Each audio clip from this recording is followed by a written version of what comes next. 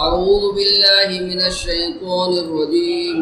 بسم الله الرحمن الرحيم.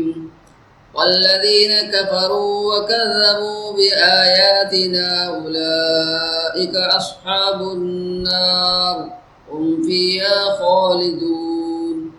اور وہ لوگ جنہوں نے کفر کیا اور جھٹلایا ہماری آیاتوں کو، اور یہی لوگ جہنم والے ہیں، آگ والے ہیں، ہم فیہا خالدون، اسی میں ہمیشہ رہیں گے۔ جو پہلی آیت گزری اس میں یہ تھا کہ جو ہدایت کی تابعداری کرے گا تو اس کو جنت میں داخل کیا جائے گا اور کوئی غم اور حزن نہیں ہوگا۔ تو اس آیت شریفہ میں یہ ہے، اور وہ لوگ والذین کفروا جو کفر کریں گے ہماری آیتوں کا اور ہماری آیتوں کو جھٹلائیں گے، اور ہمارے رسولوں کو اور پیغمبروں کو جو ان کو یہ الہامی پیغام سنانے آئیں گے ان کی تکذیب کریں گے، تو ایسے لوگ جو ہے وہ اپنا نقصان کریں گے اور وہ لوگ جہنم میں جائیں گے اور اس میں ہمیشہ رہیں گے۔ تو یہاں دو راستے آ گئے۔ ابھی جنت سے تو آدم کو نکالا گیا اور زمین میں آدم علیہ السلام کو بسایا گیا، اور سامنے ایک بڑا دشمن ابلیس، تو شیطان ابلیس اور اس کی اولاد، سامنے وہ دشمن بھی بتایا گیا کہ یہ تمہارا کھلا ہوا دشمن ہے، اور اس کے مد مقابل اللہ تبارک و تعالیٰ نے ایک انسان کو راستہ عطا فرمایا۔ وہ راستہ کون سا راستہ ہے؟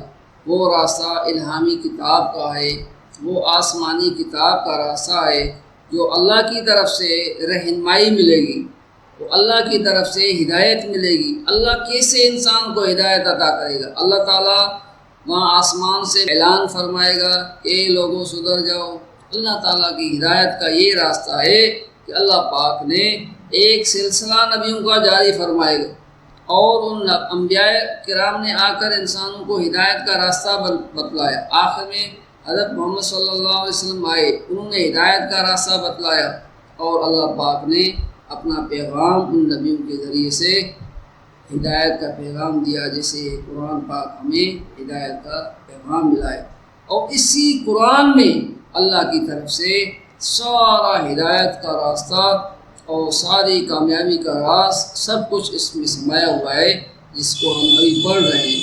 اس میں ہر بات اللہ پاک نے بتائی ہے۔ دیکھو آدم علیہ السلام کی پیدائش سے ابھی یہ سلسلہ شروع ہو رہا ہے، آگے ہم قرآن کو پڑھتے جائیں گے، ہمیں پتہ چلتا جائے گا۔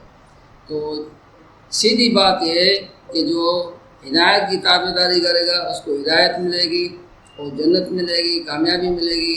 جو ان کو تکذیب کرے گا، جھٹلائے گا، تو وہ جہنم میں جائے گا اور ناکام ہوگا۔ وما علینا الا البلاغ المبین۔